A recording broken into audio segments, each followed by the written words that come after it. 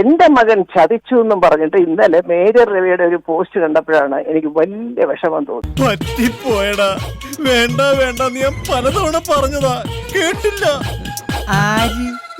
ശുദ്ധ നുണയാണ് അദ്ദേഹം എഴുതിയത്. വെടിവെച്ച് കൊല്ലണപ്പ അതിനെ.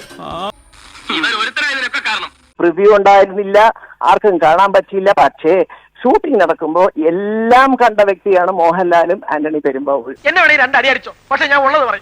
എല്ലാവർക്കും അറിയാം, ആ യൂണിറ്റിലുള്ള എല്ലാവർക്കും അറിയാം, ലൈറ്റ് ബോയ്സ് തൊട്ടുള്ളവർക്ക് അറിയാം.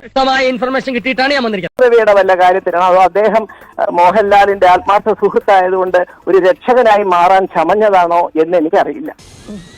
ഒരു കയ്യബദ്ധം നാറ്റുകരുത്. ഇനി തോന്നിയാസം പറഞ്ഞു നടന്നാലുണ്ടല്ലോ നാട്ടിലടിച്ചാൻ സൂപ്പാക്കും. അണയമ്പുരാൻ വിവാദത്തിൽ പൃഥ്വിരാജിനെ ബലിയാടാക്കി എന്തെങ്കിലും നേട്ടമുണ്ടാക്കാമെന്ന ധാരണ ആർക്കും വേണ്ട എന്നാണ് പൃഥ്വിരാജിന്റെ അമ്മയും നടിയുമായ മല്ലിക സുകുമാരൻ പറയുന്നത്. ആ റേഷൻ കടയിൽ ചീഞ്ഞരിയുടെ വിലയല്ലേ, കുഴപ്പമില്ല. കണ്ടറിയണം കോശി, നിനക്കെന്താ സംഭവിക്കാതെ. മല്ലയാ, ഞാൻ പോകണേ. എല്ലാരും കൈവച്ചല്ലോ, ഇനി ആർക്കും പരാതിയില്ലല്ലോ.